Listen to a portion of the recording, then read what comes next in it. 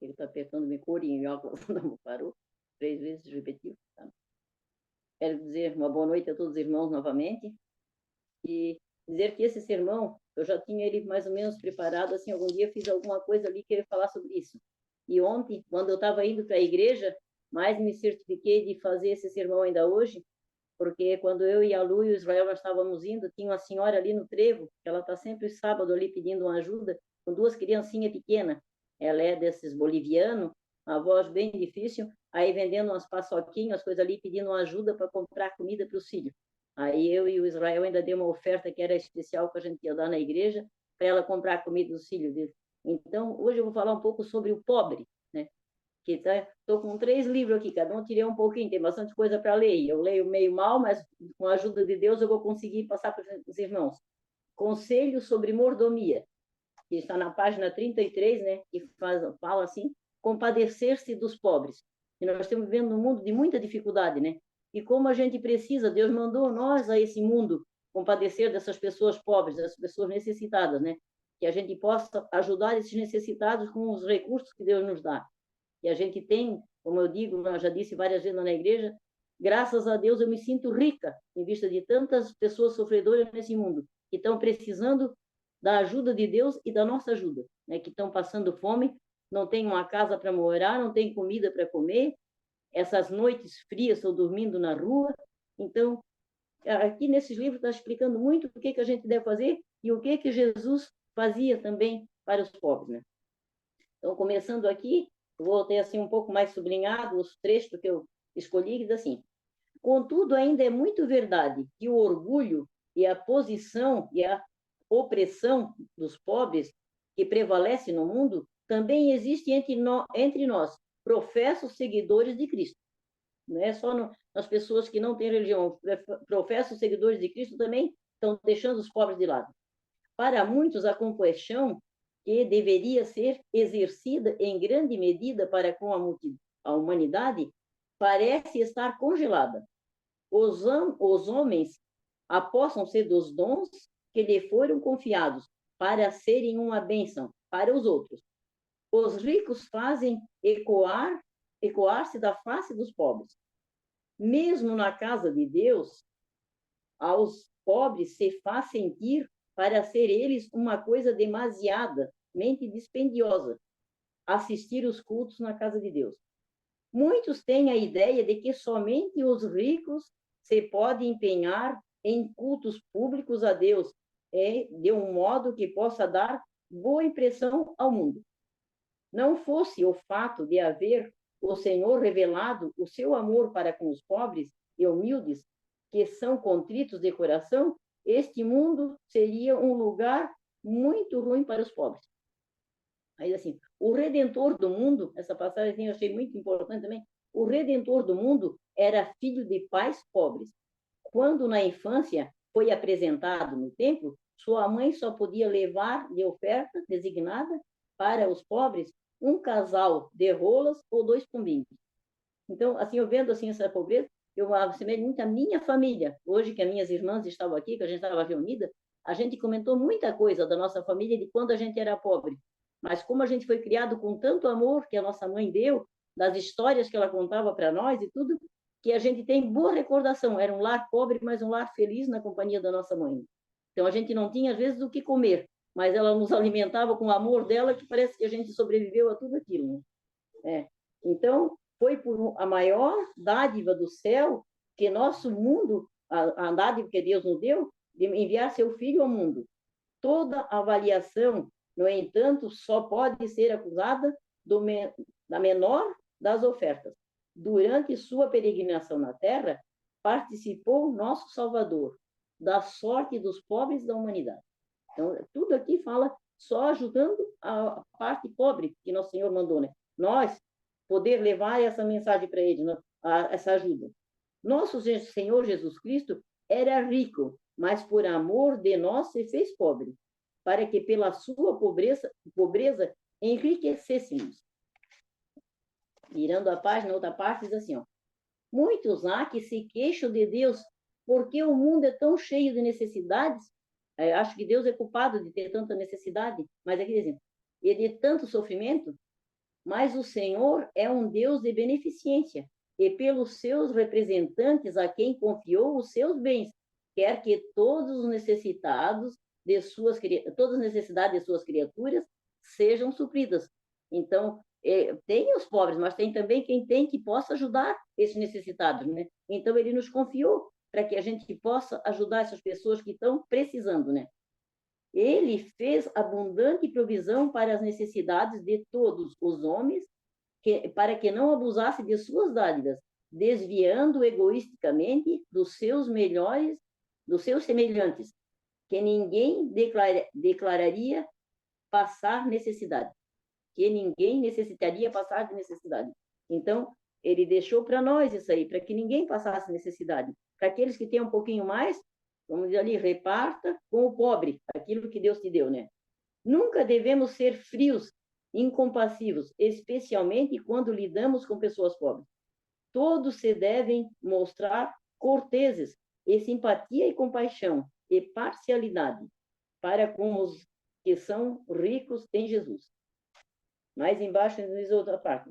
Declara Cristo, o evangelho deve ser pregado aos pobres. Como tem que ser pregado, não é só os ricos que precisam, deve ser pregado às pessoas necessitadas também, para que eles possam ver que Jesus era uma pessoa pobre. Ele não tinha as coisas que precisava, mas ele era uma pessoa que ele trabalhava, Jesus trabalhou, Jesus não vivia na ociosidade.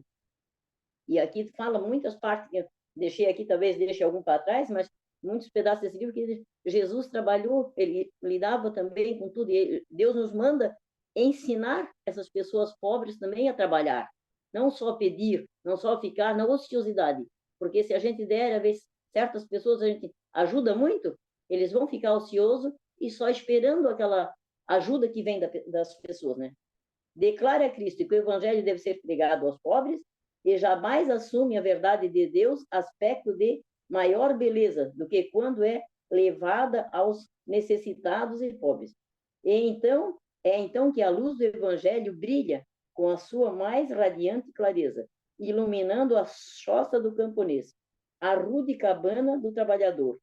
Os anjos de Deus ali estão, à sua presença, e faz de um simples pedaço de pão e um copo d'água um lindo banquete.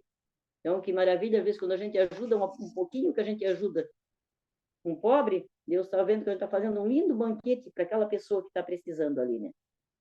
E diz o seguinte, os que têm sido negligenciados e abandonados pelo mundo são elevados à posição de filhos e filhas do Altíssimo.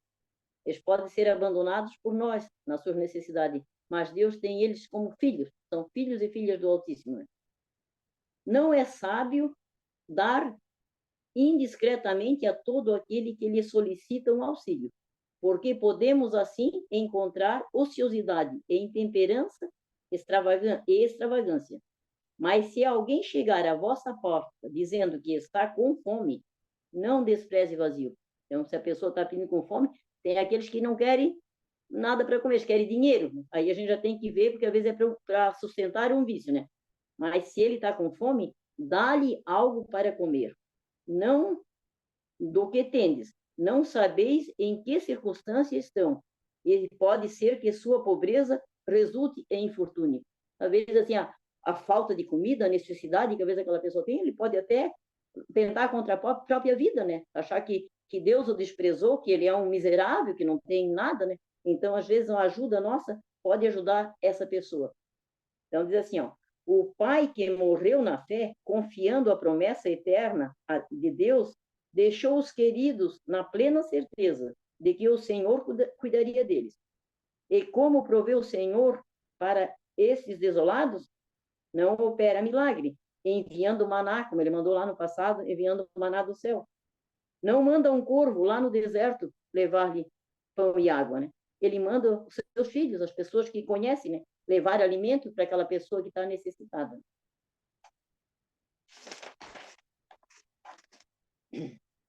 Enquanto a morte não for tragada pela vitória, haverá órfãos a serem cuidados. Quer dizer que está no nosso mundo, enquanto não acabar tudo isso, vai haver órfãos, viúvas e pessoas pobres, né? Então, ali o Senhor nos manda aqui, o Senhor nos ordena que recolhas em casa os pobres desterrados. Então, é uma parte que ficou tão difícil no mundo de hoje, a gente recolher na nossa casa, né? A gente tem que saber até a quem recolher. Então, sempre a gente tem que pedir ajuda de Deus, que a gente possa ajudar o nosso semelhante de acordo com a vontade do Senhor. Se ele está precisando, que leve aquela pessoa até nós, para que a gente possa ajudar, né? Aí eles vão assim, quando pedis a Deus o pão nosso de cada dia, ele vos esquadrinha o coração, para ver se partilhas também com os outros mais necessitados. Não é só pedir o pão nosso para nós, né? E do que vós? Quando orais, tende misericórdia de mim, pecador, ele observa para ver se tendes compaixão daqueles com quem vos associais. Nós pedíamos a misericórdia de Deus para nós. Deus está vendo se nós temos tido misericórdia daquele que está nos pedindo, que está precisando de nós, né? É para o nosso bem que Deus nos convida a partilhar a abnegação por amor de Cristo e levar a cruz e a trabalhar nos sofrimentos procurando salvar o que está perdido. Aos que têm sido coobreiros de Cristo diz, bem-aventurado, servo bom e fiel, sobre o pouco foste fiel, sobre o muito te recompensarei. Entra no gozo do teu Senhor. É uma parte muito importante que Deus diz para nós, né? Entra no gozo do teu Senhor. Mais um trechinho aqui que eu achei também muito importante, eu sublinhei vários trechos, que diz assim, o costume de sustentar homens e mulheres ociosos por meio de dádivas particulares ou dinheiro da igreja encoraja-os a manter hábitos maus. Tal atitude deve ser conscientemente evitada. Todo homem, mulher e criança deve ser educado a fazer um trabalho prático e útil. Deve todos aprender algum ofício. Pode ser que fabricarão tendas, pode ser qualquer outra ocupação, mas todos devem estar preparados para usar suas faculdades para algum fim. Então, a pessoa não deve ficar sem nada para fazer, né? Vamos ajudar ele na ociosidade. Não devemos apoiar a indolência ou encorajar hábitos que de satisfação própria, provendo meios para a condescendência consigo mesmo. Muitos, embora os pobres dignos não devam ser negligenciados, tanto quanto possível, deve todos eles serem ensinados a ajudar-se a si mesmo. Se a pessoa não está muito com vontade de trabalhar, devemos dizer, não, ele deve também ser ensinado a trabalhar, a fazer alguma coisa para que ele tenha também o sustento. Porque muitos acostumam só a pedir e não fazer nada, né? Muitos não têm, talvez mãe com filho, como tem aquela senhora com 2 crianças lá, pequenininhos, né? Até para trabalhar é difícil, e ali onde ela está parada, às vezes até consegue ainda vender alguma coisa e ganhar algum sustento, né? Mas deve ser ensinado também a ter uma profissão ou ter um trabalho, fazer alguma coisa que possa ajudar a sua família. Que farão esses ricos egoístas quando o Senhor lhes perguntar: que fizeste com o dinheiro que vos dei para usar para mim? Já pensou, né? Deus vai nos pedir isso ali. O que fizeste com o dinheiro que estás ganhando e tudo? E às vezes a gente gasta, às vezes até, não vou dizer em tanta coisa que eu não vou muito gastar assim, mas até numa comida mais extravagante, ir no lugar que gaste muito, né? A gente sempre deve deixar um pouco para amanhã, nunca deve gastar tudo hoje, né? Então, Deus vai pedir conta para nós, o que fizesse com o dinheiro que eu te dei. Irão esses para o tormento eterno. É Deus que está dizendo, na sua palavra inspirada, né? Por todo o nosso redor se ouve ruídos, prantos de um mundo cheio de tristeza. O pecado lança suas sombras sobre nós, preparando-nos para cooperar com o Senhor. Os prazeres e o poder deste mundo passarão. Ninguém poderá levar os tesouros terrenos para o mundo eterno. Não adianta nós acumularmos, temos que viver o nosso dia a dia aqui, né? E não preparar tesouros para a sepultura. Ninguém vai poder levar nada para lá, né? Mas a vida gasta em fazer a vontade de Deus permanece para sempre. O resultado é que o resultado do que é dando para fazer a obra de Deus avançar, ver-se-á no reino de Deus. Então, tudo que nós fizermos aqui, nós só vamos ver o resultado lá no reino de Deus, né? Então, aqui falando sobre os pobres, esse conselho que a inspiração está nos dando, Tem mais um trechinho que eu gostaria de ler aqui, em Patriarcas e Profetas, também aqui nessa página nos diz o seguinte: para os pobres, o 7º ano era de livramento e de dívidas. Ordenava-se aos hebreus, em todo o tempo, auxiliar seus irmãos necessitados, emprestando-lhe dinheiro sem juro. Lá no passado já era feito isso, né? Tomar usura de um pobre expressamente é proibido. Então a gente vê que às vezes uma pessoa está em necessidade, os outros se aproveitam dele para pegar o dinheiro, né? Para emprestar dinheiro com juro. E aqui na palavra está dizendo que é proibido, é pecado nós emprestar, arrumar alguma coisa, esperando alguma coisa em troca, esperando aquela pessoa pagar com juro aquele pouquinho que a gente emprestou, né? Ainda assim, como no ano sabático não se devia semear nem colher, e tudo que a terra produzisse devia ser considerado como propriedade lícita para os pobres. A gente sabe como tinha lá no passado, a gente lendo na Bíblia as histórias, né?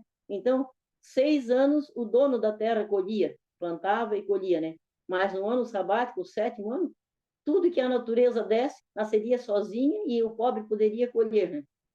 Então, a gente vê que a palavra de Deus nos ensina a ajudar as pessoas, e Deus ensinava lá no passado que deixasse ele escolher, porque era Deus que mandou. Se Deus não desse chuva e sol para aquela planta crescer, não teria aquela comida que ia nascer sozinha, aquele fruto, aquela verdura, aquilo tudo que eles podiam colher para se manter naquele ano, né? Então, ali, a pessoa colheu do seu fruto 6 anos, deixasse aquele para os pobres naquele ano, que eles poderiam se fartar daquela comida, né?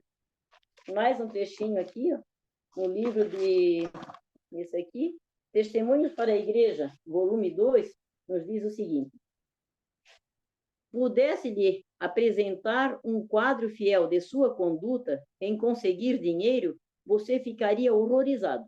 Ficaria desgostoso com a sua avareza e mesquinhez. O amor do dinheiro o amor do dinheiro, e faria todo o esforço para obter transformação e a graça de Deus, que tornaria um novo homem. A pessoa, se a gente pudesse ver, né? A gente vê a juntar tesouro aqui nessa terra, guardar dinheiro, a gente ficaria horrorizado com aquilo que a gente está fazendo. Porque o amor ao dinheiro é a raiz de toda espécie de males. Em 1 Timóteo 6,10.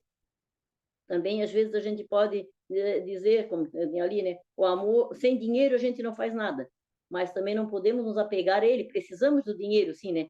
Mas aquilo que é para o nosso sustento, para o nosso bem, para a gente ter uma vida digna. E não podemos deixar o sofredor do nosso lado pedindo um pedaço de pão, uma coisa para matar a fome, e a gente negligenciar. Porque Deus vai nos pedir conta, né? O que fizeste com o dinheiro que eu te dei? Quando o homem emprega suas energias mentais e físicas na ostentação e riqueza, e se satisfaz em acumular fortunas que nunca poderão usar e que se provarão danosa aos seus filhos, estão abusando das forças que Deus lhe deu. Em lugar de serem felizes, tornam-se miseráveis, fechando o coração ao apelo dos necessitados, e dão evidência de que não possui compaixão do sofredor. Então, é muito triste a gente não ter compaixão daqueles que estão passando necessidade, e nós gastando o nosso dinheiro, às vezes, com coisas que não devemos, né? Não acumuleis dinheiro, diz mais embaixo aqui, nem não acumular dinheiro, há sempre um perigo, a menos que a graça de Deus seja o princípio da regra do coração. Quando os cristãos são controlados pelos princípios celestiais, eles receberão com uma bênção e com uma mão darão a outra. Então, ali, diz assim, ó, que se eles recebem a bênção, eles dão com a mão, recebem com a mão, mas também dão com a outra, porque estão recebendo de Deus. Essa é a única posição racional e saudável que um cristão pode assumir, enquanto ganha e mantém o dinheiro. Pergunto-lhe, irmão, o que estás fazendo com o teu dinheiro? É Deus que está perguntando, o que está fazendo entender? É que a gente está sabendo gastar esse dinheiro que Deus deu? Lembre-se que o tesouro acumulado no céu não se perde. Nós temos que guardar tesouro, é no céu, esse nunca vai se perder. Aqui na terra pode se perder, pode ser roubado, pode tudo. E a última frase diz assim: onde estiver o teu tesouro, aí estará o teu coração. E a gente não fique apegado a um tesouro, qualquer uma coisa, a um carro, a uma casa, uma coisa, que o nosso coração esteja ligado naquilo ali, né? Então, a gente nunca deve estar apegado a isso, né? E aí, no Salmo 133, no verso assim, como é bom e agradável viverem unidos os irmãos. Então, isso é muito bom para os irmãos na fé, para os irmãos na carne, para as famílias, né?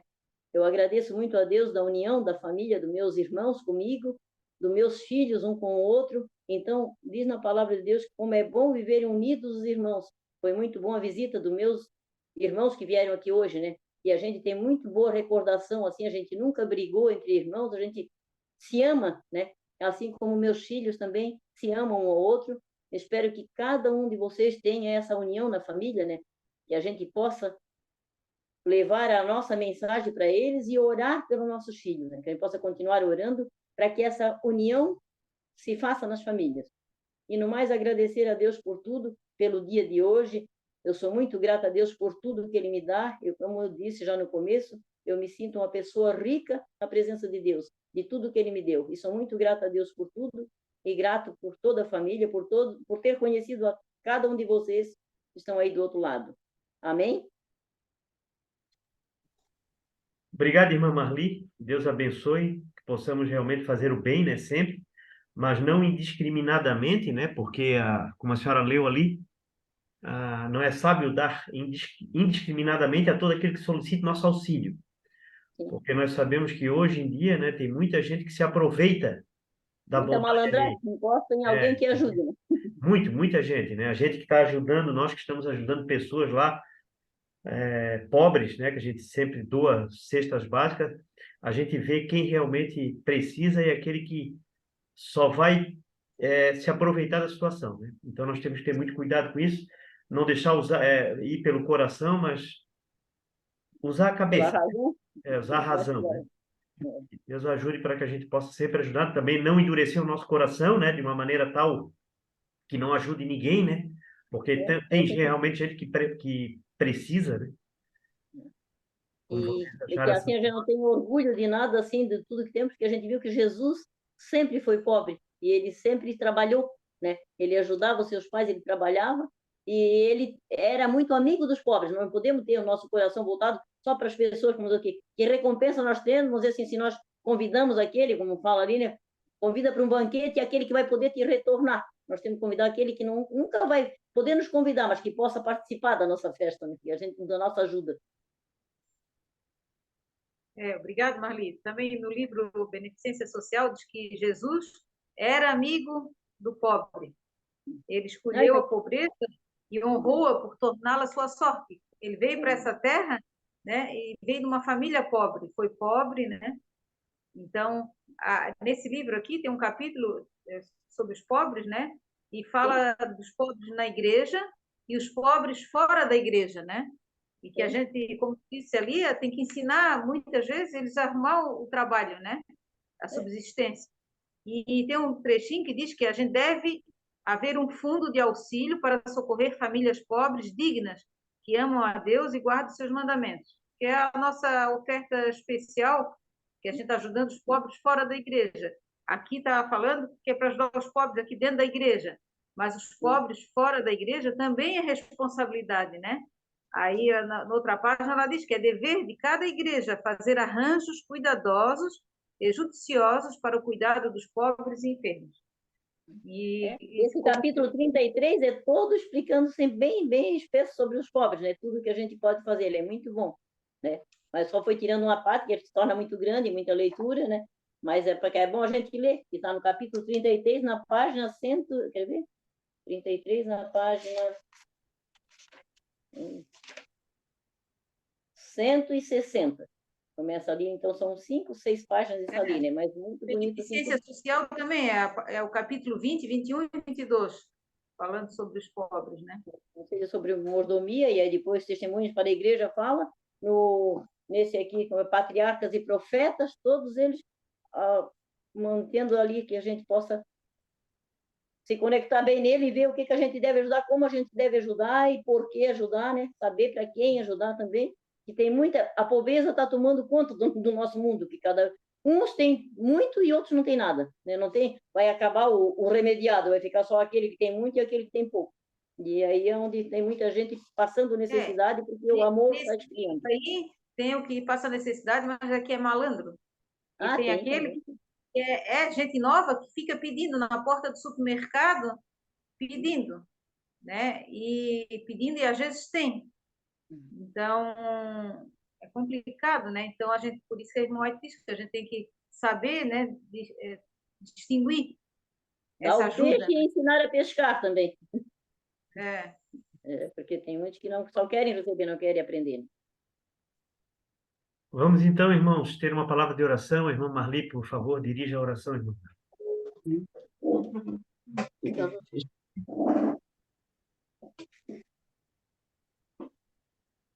Pai nosso que estás no céu, santificado seja o seu nome. Senhor, queremos te agradecer por mais essa noite e podermos estar aqui juntos com os irmãos, aprendendo um pouquinho mais da sua santa palavra, Senhor. Amém. Que o nosso coração possa ser movido para ajudar aquela pessoa que está realmente precisando de alimento, precisando do alimento espiritual, da nossa ajuda. Que o Senhor nos direcione para essas pessoas que precisam, Senhor, e que precisam receber a tua palavra. Que cada pedido que aqui foi feito na noite de hoje, e aqueles também que não foram feitos, que o Senhor possa tocar com teu Santo Espírito aqueles que estão enfermos, para que venham ser curados. Peço especial sobre a Dona Luzia, que graças a Ti, Pai Santo, ela já está em casa, que ela possa se recuperar logo, que ela venha melhorar totalmente de sua enfermidade. Também lhe peço em favor do seu Augusto, lá também, que deu um AVC, que ele também já está bem recuperado. Peço em favor da minha neta, Fernanda, que ela também possa ser curada por Ti, Pai Santo, que seus pais tenham o discernimento de criar ela nos Teus caminhos, que possa ser abençoado o lar do Elton, o lar do Joacir e do Ivan, e também de cada membro da igreja, que os seus pais tenham sempre o discernimento de Ti, Senhor, para criar seus filhos no caminho da verdade. Aqueles que estão afastados de Ti, Pai Santo, toque com Teu Santo Espírito o coração deles, para que eles venham se chegar a Ti antes que possa ser tarde demais. Seja com a família da Lígia lá, seus filhos, com seus problemas que eles têm de saúde. Toque com o teu Santo Espírito para que a cura venha de Ti, Pai Santo, para eles, física e espiritualmente. Seja também com a minha cunhada Dina, que está passando por um momento bem difícil também, da sua enfermidade. Enfim, Pai Santo, no mais, nós só temos que Te agradecer pelas ricas bênçãos recebidas. Dê-nos uma boa noite de sono, uma boa semana de repouso, uma boa semana de trabalho. Em tudo Te colocamos em nossos pedidos e colocamos em Tuas mãos, Pai Santo. Também lhe peço em favor do pastor Ailton, que ele possa ser recuperado totalmente da sua gripe, e cada um que precisa nesse momento de Ti, Senhor, ser presente na vida deles. Obrigado, ó Pai, por tudo, te agradecemos, em nome de Jesus. Amém. Amém, Senhor.